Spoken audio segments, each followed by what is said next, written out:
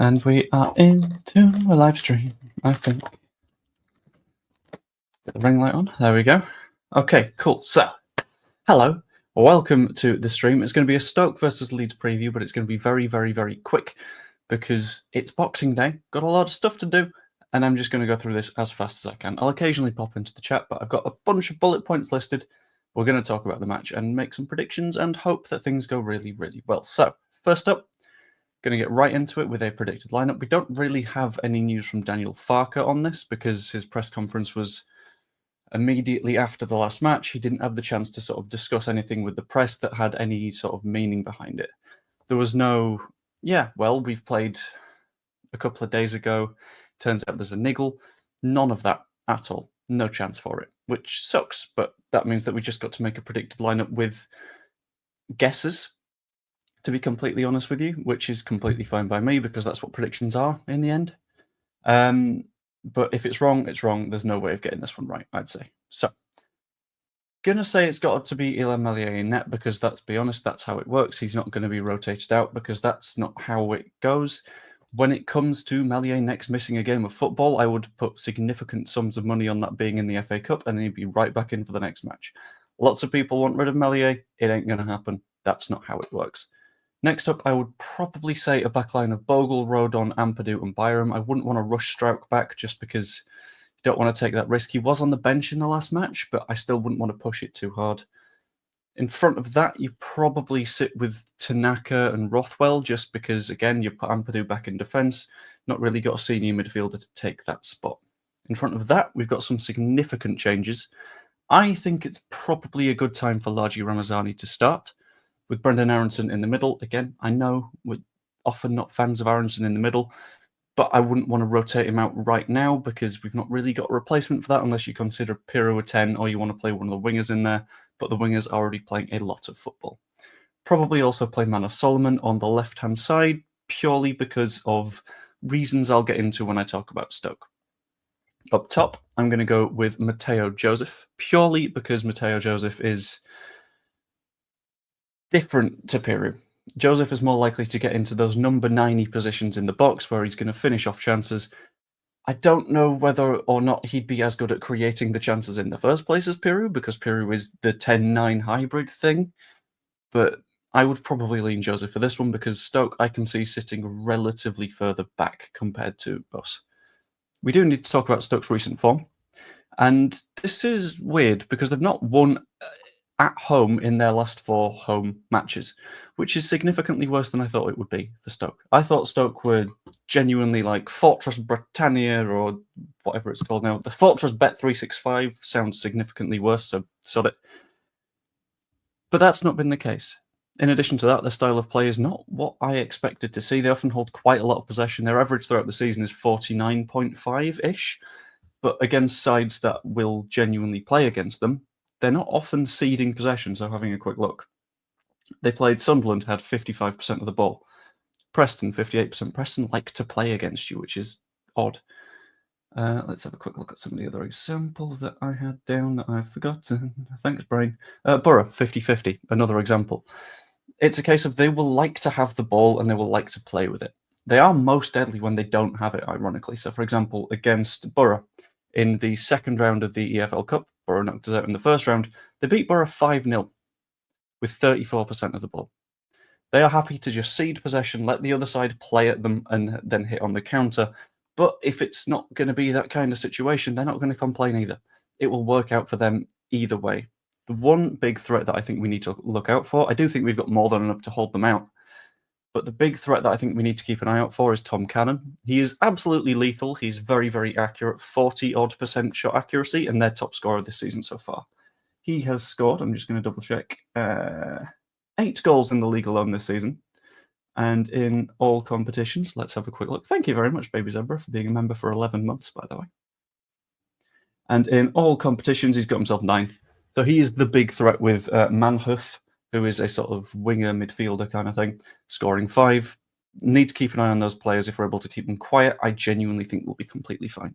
They do have a good few weaknesses for us to target, though, including having the second highest XG against in the league. They leak chances, which is something that we can look to take advantage of because we have a very, very creative front line. Somehow, some way, that doesn't put them bottom of the table because they're genuinely dreadful at keeping out opportunities, and that is in part because of their goalkeeping after the shot. It's a mix of poor finishing from their opponents and the goalkeeper being genuinely quite good, but we sort of need to be finishing our chances in this one if we are creating that many opportunities. They also have a lot of bookings in them. They're fifth most in the league so far. 50 yellow cards in 20-odd matches, which is 2 or so a game. A lot more than us. We're at about 1.5 a game, but if we can get some key players booked very early on, we can continue to target them with the attacking players, force them into some deft challenges, and we will be completely fine. In addition to that, the right-hand side of their defence is fairly inexperienced. I've completely lost my Who Scored tab that was showing me what their right-hand side of defence looks like. So I'm going to have to try and find it once again. Apologies, folks. I'm doing this very, very, very quickly because I absolutely do not have time for a long planned out preview. Let's have a look. There we go. Their right back goes by the name of Junior Shamadeu, who is just 21 years of age. It was his birthday 4 days ago on the 22nd. So happy birthday, Junior, but we want to make your life a living hell. And then centre back Phillips, 19 years of age, plays quite a lot with, I imagine, Joe Rodon because he's part of the Wales squad. Is another one that we can target. He's played quite a lot of football this season, and I'll be honest with you, if our left-hand attacking gang are able to just target the hell out of them, we'll do very, very, very well. This is why I went with Solomon and Ramazani, because they're both attackers that thrive on the left-hand side.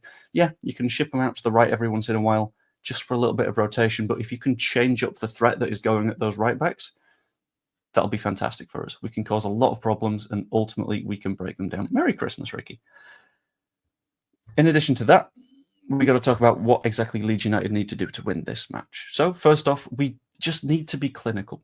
We know that we create a lot of opportunities, and the last time we were properly clinical in a game of football was against Oxford, and we just blew them out. Merry Christmas, Wayne. Thank you. Sorry, I'm just replying to some of the comments. I know this is mainly like a VOD design stream, but Merry Christmas, everyone. The more clinical we are, the better chance we have of winning this match. Because we know that we create the opportunities. On XG, let's have a quick look at the championship table sorted by XG. We have the best in the league, 39. We've scored slightly more than that as well, which is great. But in matches like this that are going to get scrappy, are going to get difficult, are going to get grindy, that's where we're not finishing the chances. And that is ultimately where we need to be doing it. And if we're able to, then we can take control of the match. And once we take control, we need to hold on to it. Once we score first, we win games of football. That is just how statistically it works at Leeds at the minute. Occasionally we draw, though.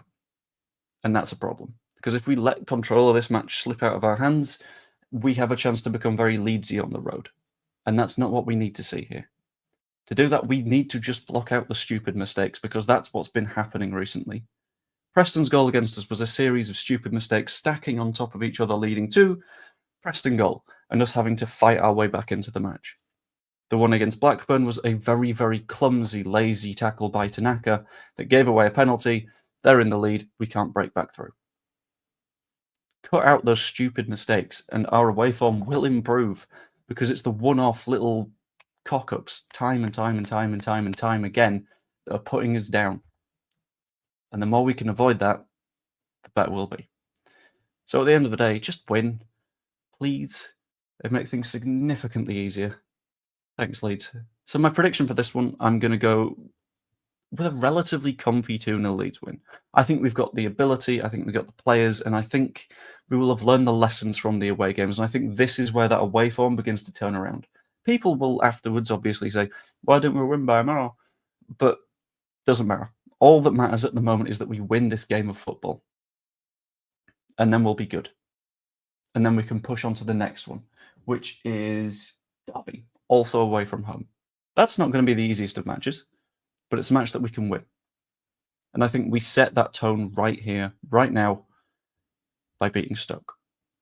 But at the end of the day, as always, that is just what I think. Let me know what you guys think in the comments down below. Like, subscribe, become a channel member, all that fun stuff if you haven't yet. And Merry Christmas. Hope you enjoyed. Sorry, it's for the live stream viewers, been very, very, very short. it's easier to do it this way than record it and then upload it and then release it. Just because it's been a hectic day, and in 50 minutes I'm going to go and make another roast dinner. But yeah, hope you all enjoyed. I will see you later. Toodaloo.